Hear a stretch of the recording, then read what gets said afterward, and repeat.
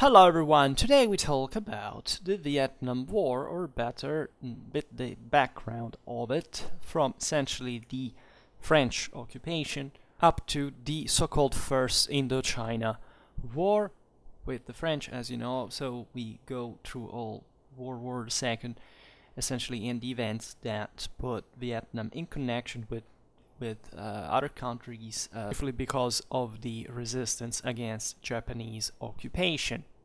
And eventually, especially the one with the United States proper, that would have at this point important consequences, chiefly in the as a lack of an opportunity that the Americans at some point had to at least secure greater control on the area when they would come back, and letting essentially the sale guerre, as it was called in France, to being carried out there, and where lots of patterns, let's say, that would represent in the Second Indochina War, that is what we call the Vietnam War, more simply would represent, such as for example, 1 to 10 foreign Vietnamese kills ratio that was, as you know, also with Westmoreland strategy, a solely body count based policy, and then that would make both the French and the Americans fail in the long run. But this is presented properly to provide that background for which we can say how differently things could have gone if there had been a different approach to the story, let's say. And this is even more relevant if we consider that in order to counter Japanese imperialism, the United States had looked with sympathy to the Vietnamese nationalist movement, right? But when after and not only, also the communists during at least the resistance, and Ho Chi Minh, as we will see, had been founded and trained also by with American help, etc. But after the Second World War, naturally, the new situation changed a big deal, because the US and the USSR split the world fundamentally, and Washington preferred to concentrate, before any other local political consideration, on the European theater, de facto abandoning Indochina to its fate. So we can start from spring of 1940, when the war between Hitler's Germany and the Western democracies was only just beginning, but already earning the adjective World One, say, making its effects, in fact, reach up to that strip of land on the other side of the globe that was French Indochina. So before Second World War, let's look a bit at before, like what had been French occupation fundamentally about, what were the historical ties between the two countries. So the first contacts between France and Vietnam date back essentially to the 17th century on the initiative of the Société des Missions étrangères de Paris. This was a lay organization for the evangelization of the East, promoted by the Jesuit missionary Alexandre de Rhodes.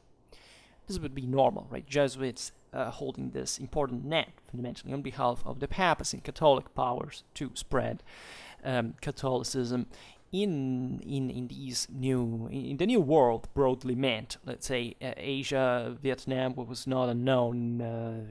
Marco Polo had been there. The Romans, even before, had known, of course. But surely these were still relatively virgin countries to European penetration. And de Rhodes had lived for a long time in the Far East himself, and in Vietnam too. And in fact, he would be also the author of the first Vietnamese Portuguese Latin dictionary, Portuguese influence being quite intense there, more than the French one. So initially, but still Latin for the sake of Catholic ecclesiastical, for missions, etc.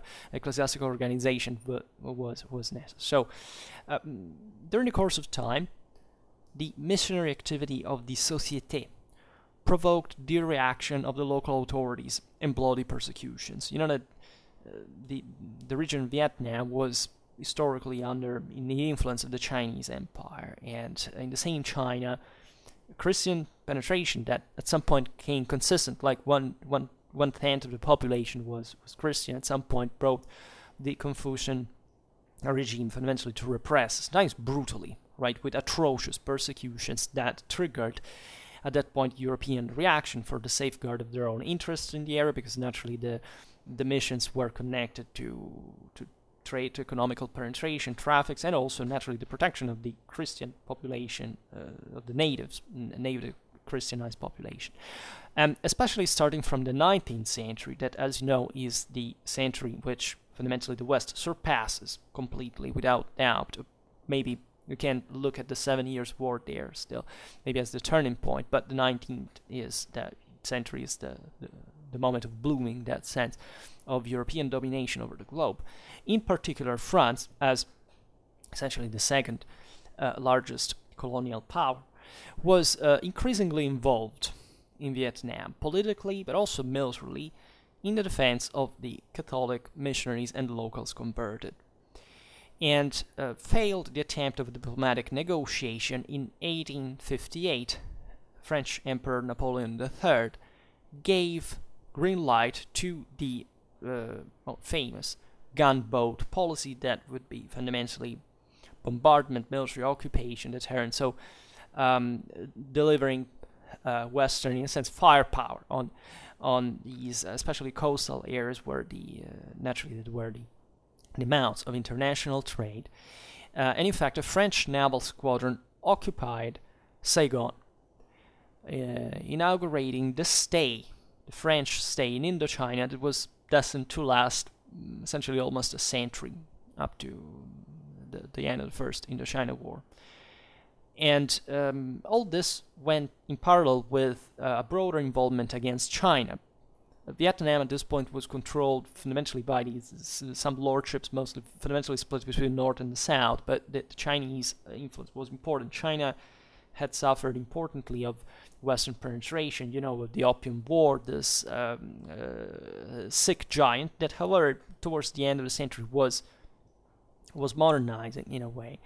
And the Franco-Chinese War of 1884-1885 is also an important landmark, because it was actually a French defeat. It was a stall fundamentally, but it was a very intense conflict, lots of military operations, etc. But it brought to our interest in 1887 to the establishment of French Indochina proper. That was essentially the final and formal annexation of Annam and Tonkin to Cochin, China, which had already been French territory since 1864. This was important. The British were around, as you know, in Burma, also in the south, etc. So it was here that the French managed to carve their own space, and the French occupation wasn't easy. Let's say that sporadic rebellions by local, lords / mobsters / smugglers, etc., with important motivations that, in a sense, would remain up to the 20th century. For example, the land issue, etc. But it's still, fundamentally, backward society, is an overwhelmingly agricultural one. But we shouldn't underestimate also, in the process of modernization that the Vietnamese had undergone by their own initiative. They had began to emit currency, to grow kind of more independent from China for certain materials, etc.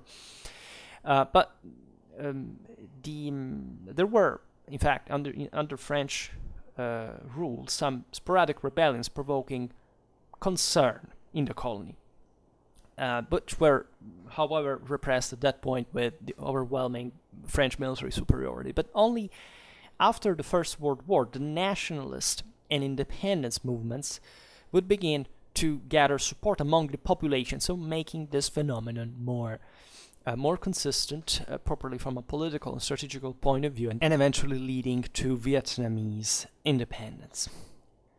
And in 1930, especially, a military revolt promoted by the Vietnamese National Party, but also with a significant communist presence, in fact, we talk about some Soviets already trying to be established, was bloodily suppressed by the French again, yet it would be only the first of a long series that would have created more serious problems to France at least. So as we were saying before, coming back to 1940, right? So after the definitive defeat of France at the hands of Axis power, Vietnam had joined the Vichy Republic of Marshal Philippe Pétain, who collaborated with Nazi Germany. And as you know, what the thing was, the southern France had its namely independent government under, however, Nazi supervision, let's say, and retaining control of former French colonies. At this point, the Japanese Empire, so as an Axis power and thus namely ally of Vichy, actually seized the opportunity for a rapid military occupation of Vietnam that was completed in September 1940. France had capitulated in June, and so it was relatively rapid. So Japan then, as you know, was at war with China since the 1930s, and in this way gained control of a domain that fundamentally included all the current today's Vietnam, Cambodia, and Laos, by blocking also through in this way the main road from which Allied reinforcements flowed to the Chinese adversary, and putting those areas at the service of the war effort itself. We know that the Allies contributed importantly to Chinese resistance in this phase, and objectively Indochina was the main route to which concretely help could arrive, because it was close from the Indian Ocean, was connected with connected to British routes, also via land, etc. By occupying this area, the Japanese basically sealed that there were also essentially a very few communications where this this help could arrive. So it was a good strategical move, right? And France, in all this, was left with only a formal political sovereignty over Vietnam, because de facto the Japanese hadn't broken with Vichy France by itself. There was also some, even local interests, local Vichy functionaries were bribed and things and so on. But the country would stay essentially subordinate to the Japanese army, right? So de facto it was a Japanese occupation, but of a French colony. But after a coup by the occupiers in the last months of the war, when France was, this is literally 1945, so France now was literally an allied power. This situation also ended with the French troops were finally disarmed and interned in concentration camps as enemy military. Some managed to flee, whatever, but Now the popular reaction of the Vietnamese people, though, was not long in coming, because during all this, the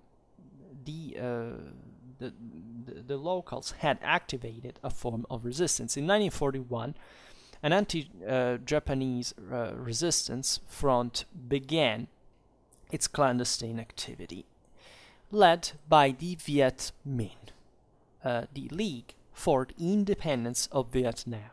It was an organization hegemonized by the local Communist Party, which, however, also included nationalist organizations that, as we've seen, were important and contributing here altogether, like for the war effort. This was just like the broader Allies alignment, communists and Western democracies fighting against Axis powers, in spite of the radical divide that since the Soviet Revolution had been, before the Second World War, there was quasi-criminal kind of opinion of the latter. Now, the United States and the Republic of China, whose leader was the nationalist Chiang Kai-shek, had provided military and political aid to the Viet Minh. particularly after the Japanese attack on Pearl Harbor on December the 7th, 1941. Thus, the entry into the war of the United States and the ensuing expansion of the conflict in the Pacific between the U.S. and Japan. Leading the Viet Minh was the charismatic Chi Minh, head of the Indochinese Communist Party, as it was called at the time. He and his military commander-in-chief, Vo Nguyen Giap, had as their goal the independence of Vietnam from European and Asian colonialism and the creation of a communist people's republic. Now, the United States chose to overlook the points of divergence with the Viet Minh at this point and supported it in its war against Japanese forces in the region. That was by far the most important matter at that point. So, the military defeat of Japan in August 1945 offered the Viet Minh an extraordinary opportunity, which Ho Chi Minh was able to seize with an exceptional time.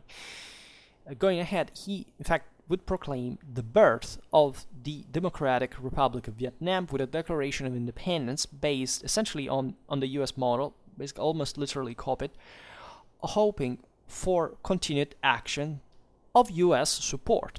Right, so they were believing that America would not support, after all, such communist power. Paris, however, had different ideas, and still wounded by the defeat, the French needed to reassert their status as a global power, which had been blown up. Like by 1940, as you know, France was one of the strongest countries in the world, properly on paper, but as a military, etc. And aside from the Blitzkrieg and the French inadequacy by a certain standard, still factually was, at the moment of the defeat, an enormous power by itself. And World War II, in this sense, had shocked French feeling about also what they considered to have been won to have the Germans in the First World War and being blown out in a few weeks fundamentally. By collapsing essentially all in one shot, so clamorously. So it was a very important matter for a liberated France to reassert its own international status, starting from taking back, among other things, the lost colonies in Indochina. Consequently, in November 1946, war broke out between the French and the Viet Minh. So this is the First Indochina War that we will talk about a bit now later, let's say, but also in the next chapter of our Vietnam series. But it's important to focus a little bit more on the indiscussed leader of Vietnam, now Ho Chi Minh,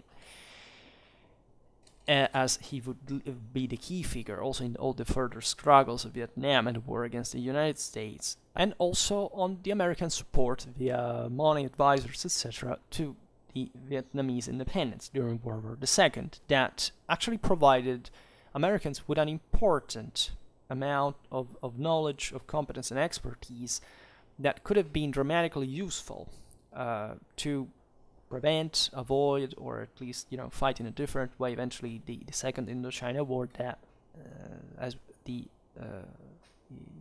events, let's say, of Archimedes Patti, as we will see now in detail, proved to have been fundamentally ignored as a huge missed opportunity. Now, speaking of Ho Chi Minh, he was born in Hoang Tru in 1890. He left Vietnam in 1911 at the age of 21. Thus, we could say out of a spirit of adventure, embarking as an assistant cook on a steamer that traveled the Ipoh-Marseille route.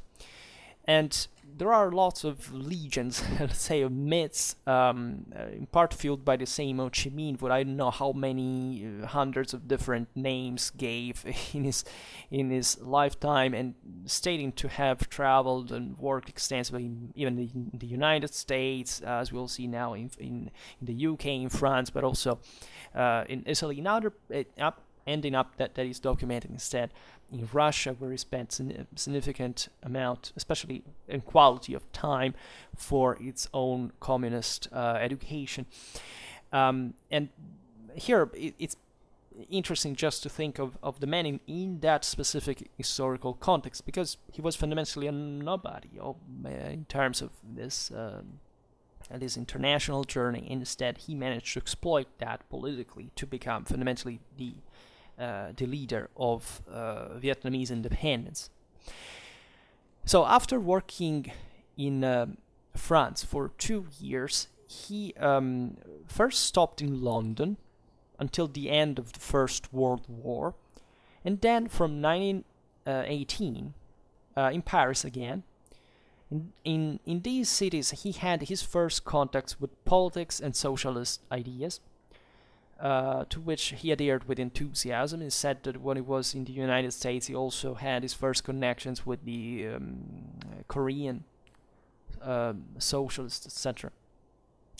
But it is rather in the October Revolution that Ho Chi Minh found the same hope of redemption as he wanted for his country, right? And in Ho Chi Minh's father was a functionary with an important position, could have worked with the French but refused. I mean, there was this broader anti-French resentment in the colony, the hope of the country to become independent, to govern itself autonomously, and so on. He was at this point cultivating these new ideas, and especially in the Leninist style Communist Party, he identified the only genuinely revolutionary political force. All other ideas had to be countered, because only the firm dictatorship of the proletariat exercised by a single party would have been able to transform a people of peasants into an army and to lead them without any giving way or weakness to victory. In his view, so Ho Chi Minh reached thus political maturity in Moscow, where he took refuge in 1924. These are hot years in Europe, by the way. Consider that as a communist was a troubled moment. France had, especially as always, very important political swings. The French they always remained democratic formally, but in the 1920s, 1930s, this swung from something to quasi-communist to quasi-fascist in practice. And when he went to Moscow, he was now 34. Now here he became a professional communist militant, right? Traveling from there also around Asia to spread the revolution. Now he in Moscow he only lived permanently, consecutively, in the period between 1935 and 1938. That were, however, very formative years, because this was the most acute phase of the Stalinist purges, right? He stayed at the famous Hotel Lux, right, in Moscow, together with other exiled communists of 50 different nationalities. Think how much, even in the broader internationalism, as you know, Stalin had closed socialism just in one country, different from the Trotskyist view, and more concretely also given the Soviet possibilities at the time. And here he met with lots of political figures that, even in there, would have an important future as communist leaders. For example, the Italian Palmiro Togliatti would become the head of the largest communist party in the West during the Cold War. And Hotel Lux was, I don't know if you know the story of this place, it was a bit a place of horrors, because within those rooms, Ho Chi Minh refined his ideological preparation and political and organizational capacity, but he also learned to survive against from the selective Stalinist school of terror, because Stalin hosted in this building all these communist refugees who were important political figures, but he was always suspicious this could be legitimately, by the way, also spies, etc. And many people would be taken out, tortured, especially the German communist refugees, etc. Many were taken out. So Ho Chi Minh learned there probably the most ferocious phase of the communist totalitarianism at that point. Now, there is a figure that, speaking of the American support to Ho Chi Minh during the Second World War, is perhaps the most indicative of also of an era, a bit of the time. We're talking about Archimedes Patti. This was an Italian-American who essentially trained the Viet Minh from a military point of view. This was the son of Sicilian immigrants who, during the Second World War, was an agent of the OSS, that is the U.S. Secret Service at the time. And in January 1944, essentially in the days of the Allied landing, he was in Anzio and was assigned to a special operation in a very faraway land. His task would have been to train the Viet Minh guerrillas who were fighting against the Japanese in Vietnam. So the mission included the formation of a secret network that would help the local resistance even against the French colonialists, right? Because the Americans had fundamentally opposed European colonialism. Traditionally, this was in wake of the line in favor of self-determination supported by Roosevelt at the time. So at that point, of course, it's as if the Cold War had already began, but the different also American leadership had diverging views about probably also the relation with the Allies. Lots of things had yet to be defined. So, as you know, there is a great difference between Roosevelt and Truman, right? As we will see now. So arriving in Indochina, Patti also helped Ho Chi Minh in drafting the Vietnamese Constitution, we were saying before, which followed the American Declaration of Independence. Now, despite the experience gained and direct knowledge of the environment and of Vietnamese leaders, Patti was never consulted by the US government when making strategic decisions. And the many documents in which he urged not to wage a war in Vietnam would remain a dead letter. He stated he made fundamentally 15 comprehensive reports about, during the years about the an eventual possibility of involving Vietnam. His opinion was quite, sharp. There are documentaries on YouTube. He's a kind of a famous figure. He stated at some point, probably these documents were not even opened.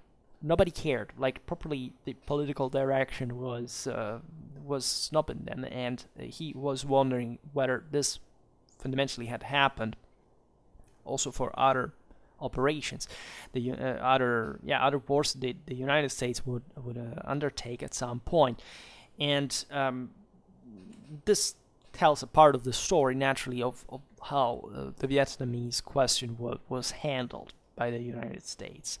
But it's meaningful to see how, say, experience on the field, the knowledge of the country, etc., would have been available to the U.S. if really wanted. But eventually, political direction thought otherwise, for reasons that even in there have to be understood in, but that still don't mean that they would have been the better ones. There are, let's see, about Vietnam, there are lots of movies that are pretty interesting and have tried to capture, in a sense, also this different eras of the world. Think how much the world had changed since, the late 19th to the mid-20th century, right? It complete different generations, different cultures, different visions of countries that were properly lived in a different way. Vietnam is surely one of these. Today it's still one of the few properly communist countries in the world, together with China, Cuba, etc. This could have easily had a different outcome. Now, there is a novel, actually, a short novel, The Quiet American, written by the British Graham Greene in 1955, by the way. So we are basically at the end of the First Indochina War, etc. And this novel had two film versions. The first one was in 1958, directed by Joseph L. Mankiewicz, and the second released in theaters in 2002 by Philip Noyce. Now, the novel revolves fundamentally around the contrast between two characters in this post-colonial transition Vietnam. Right, there is Thomas Fowler, who is a mature British journalist, and the young Alden Pyle, an undercover CIA agent. Now, it's interesting how the two versions portrayed the novel, because in Mankiewicz's film that considered in 1958, so properly it was a time which policy influence properly the world was different, and for sure in 2002 after Vietnam lots of things had, but from a broader historical point of view had changed. Well, in the first movie, the Pyle, the CIA agent, is described in a positive sense, right? It is representative of a United States committed to the progress of Vietnam, right? Which he supports in the fight against communism, as a general spirit of the time in the United States was. Now, Fowler, on the other hand, is represented as a confused Westerner, right? An aware puppet of the communists. Now, in Noy's movie, that is more adherent to the spirit and the letter of the novel, this is more interesting in this sense. Pyle is instead depicted not as, let's say, as an idealist, in a sense. He is convinced that the end justified the means, even the dirtiest ones, right? While Fowler is the man disappointed in life, who, however, will lure him into an ambush of the Vietnamese for an impulsive need to do justice, and reflects this kind of, at that point, broader moral disorientation also acquired in the Western world after Vietnam about what this tragedy had been, and misunderstanding that is represented in the same novel from the 50s in that sense. So if you want to watch those, it's an interesting comparison. So speaking of the return of the French in Vietnam, well, less in number and firepower, the Vietnamese went into hiding. Right, there was a first face-to-face confrontation with the French. The Vietnamese also, let's say, fought decently, even with improvised weaponry like machetes and muskets, but other Molotovs of other sticky bombs to attack the French armored vehicles and all this stuff. But after the first display of French firepower and the massive damage here, both considered the Vietnamese is considered to have killed among 50 to 100,000 civilians in Vietnam during the First Indochina War. The French comparatively something between 60,000 to 250,000, right? But after this first encounter, basically the Vietnamese made scorched strategy. They destroyed any meaningful infrastructure could be used by the French. And they started that war of attrition that would become a bit the same strategy of the Second Indochina War. They relied on guerrilla to challenge their opponents, of course, and Chi Minh issued a prophetic warning to the French on this occasion. Quote, "If we have to fight, we will fight. You will kill 10 of our men, and we will kill one of yours, but in the end, it will be you who will tire out." This phrase could condense basically what would be the entire French and American commitment in Vietnam, and properly the Vietnamese response to that. It's properly a matter of vision. We'll see this better when commenting on Westmoreland strategy, and understand how conceptually primitive this is, because this is not much about the at least the in the case of the French. I don't know about the responses to this, but it's obvious here there is a greater determination of the Vietnamese, simply for something very banal, that human life has a cost, and of course a Vietnamese life was dramatically cheaper than a French one or than an American one, right? In the real world, life does have a cost. It can be very easily quantified. And these wars are quite brilliantly the example of that, and tragically as well, as you know, of course. But it's properly the idea that war of attrition here was fought on the field. That is, in the case especially of the Westmoreland strategy, you understand there that it was literally based on body count.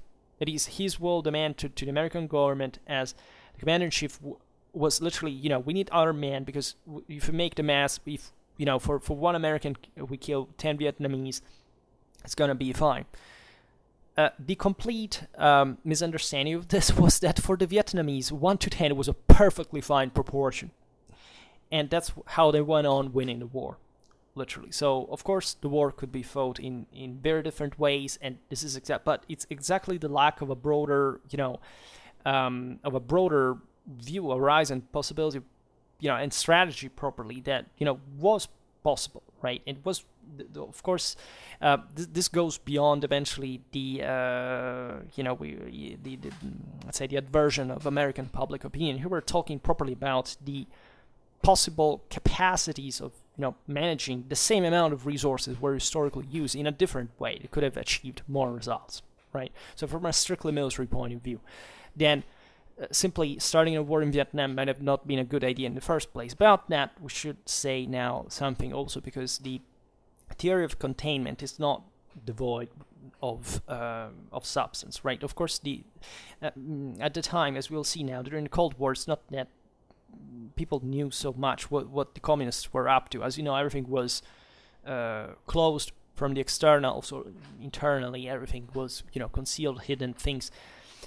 The United States, especially in the first phase of the Cold War, kind of overestimated, especially Soviet capacity. And things changed in the 60s, and then there was a further reaction. Then between the 70s and 80s, it came back with a sinusoidal trend in this regard. But the threat posed by global communism wasn't at all, let's say, something to treat lightly, right? So, as the French involvement in Vietnam slowly dragged on, a problem presented itself to the United States specifically, because, as we all know, at the end of the Second World War, the United States had necessarily become a superpower, right? Indeed, the only superpower on the planet, properly meant, right? There is no scholarly, there was no comparison here. They owned 2/3 of the global capital. The Soviet Union was exhausted. The United States were the only country capable of waging war in any side of the globe, aside from the problem whether they could win those wars or not.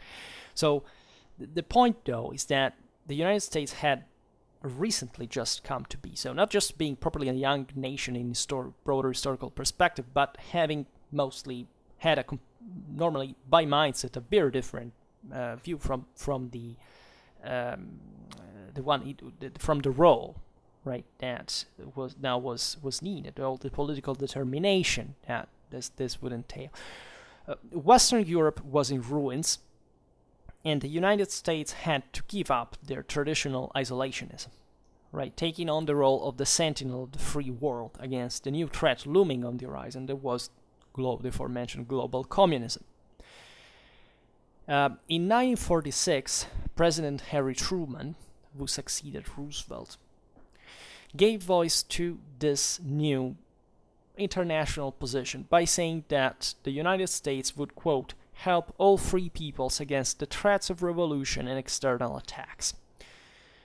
So with the so-called theory of containment, the Cold War was beginning. The theory of containment emerged from a report from an analysis that was eventually from a term actually that was within the text. Now it wasn't even about that properly, but it had this fortune, this success, and it's interesting. The same analyst who wrote that specified this article X, if I'm not wrong, that was the document, was faulty in a sense. That is, at least there were some gaps in there, because the theory of containment was not about necessarily military containment. It was a political containment to a political threat, right? So it was more Clausewitzian in nature.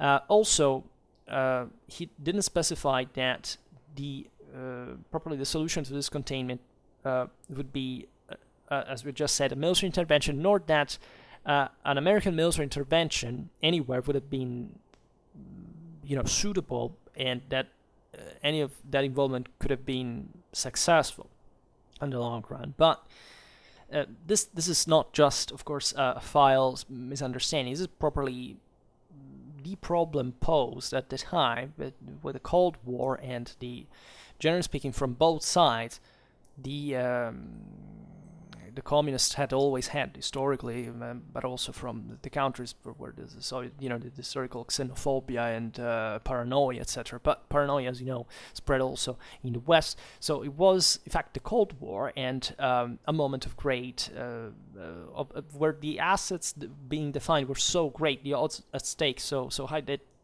naturally a new levels of analysis by scale was needed that nobody was, if you want, prepared to. Like no country entered, for example, even the Second World War, even minimally prepared for it, starting from Germany.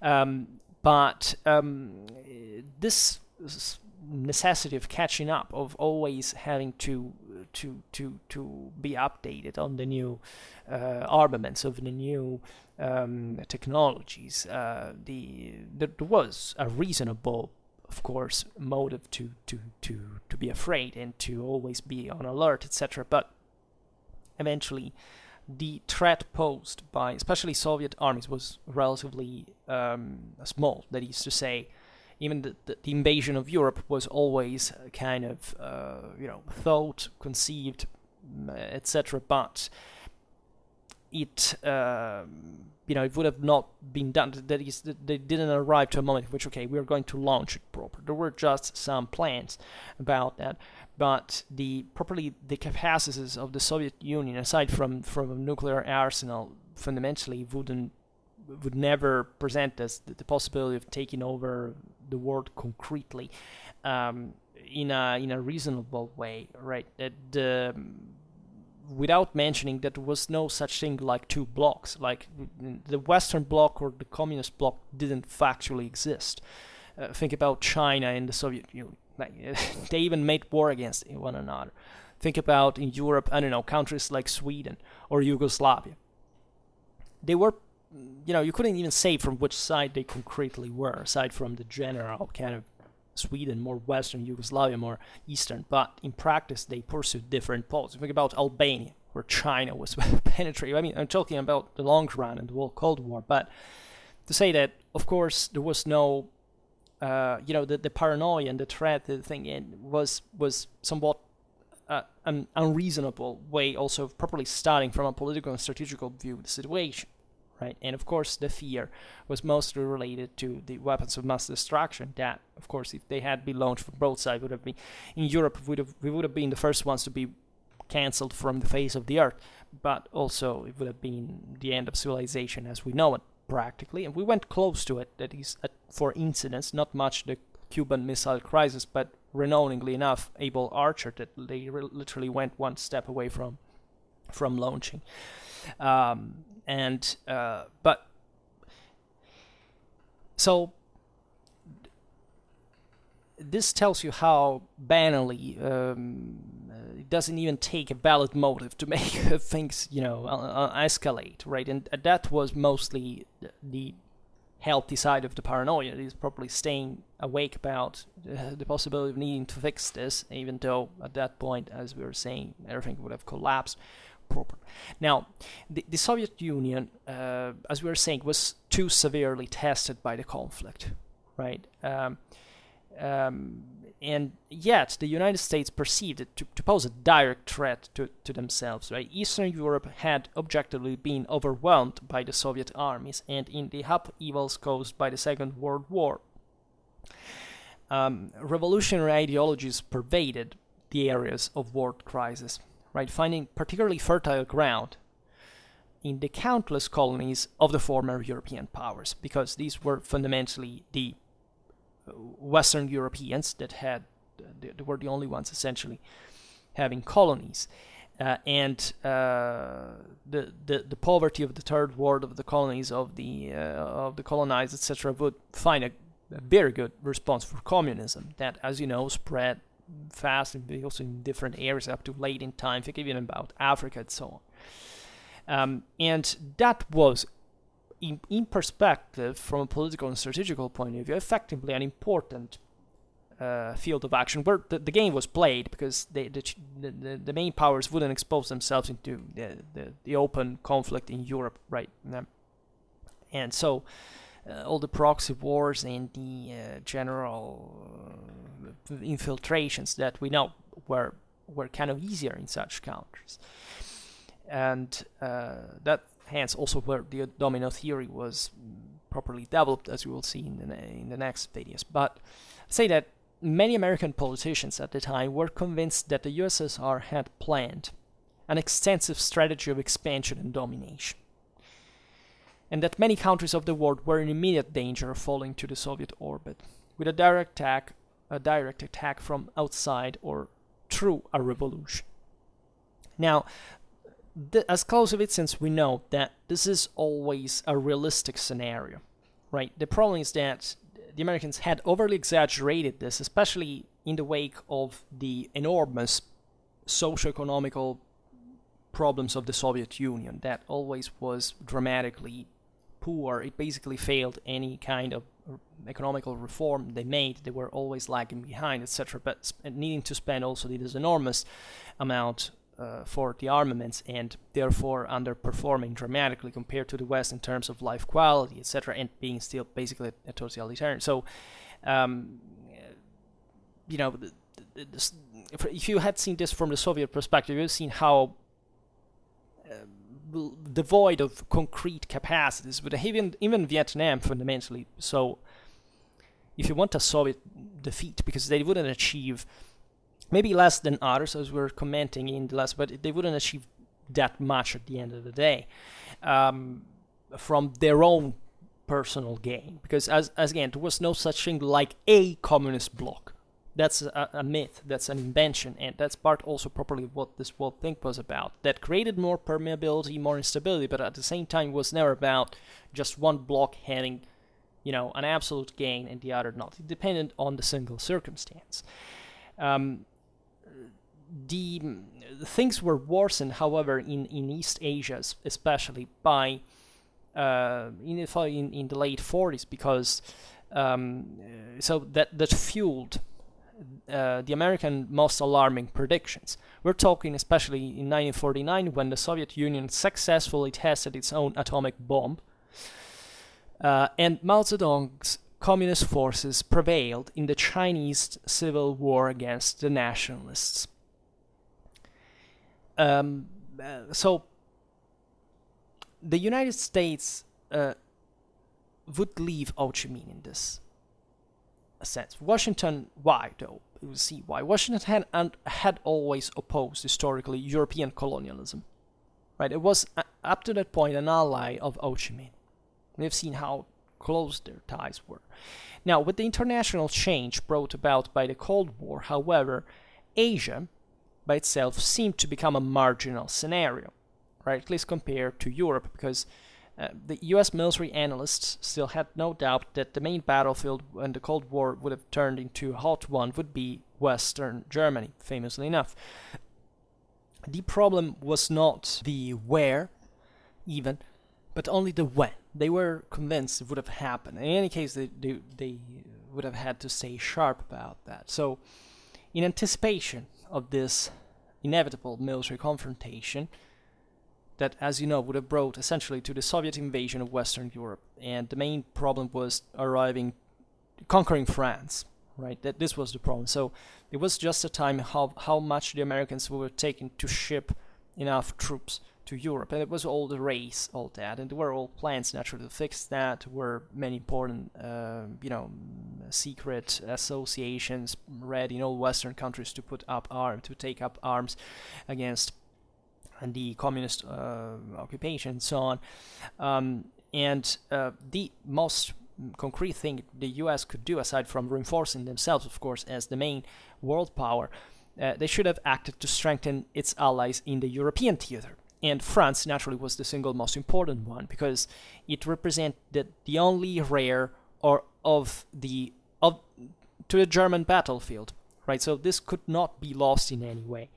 And France, as you know, so would become a nuclear power itself, as it is still today, just in the UK. In France, we have that in Europe. And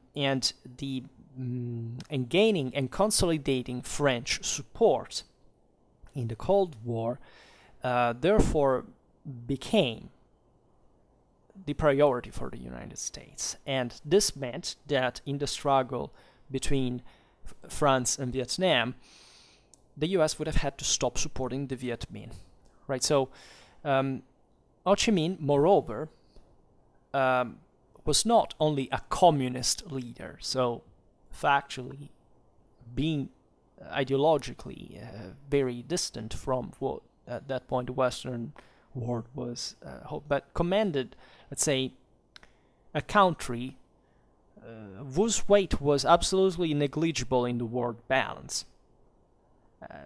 Objectively, and this would remain by a certain degree. But on this last point, the White House would soon change its opinion, and we will see this later on, as we'll also talk about Korea, because Vietnam was born in Korea, by the way, the war in Vietnam, and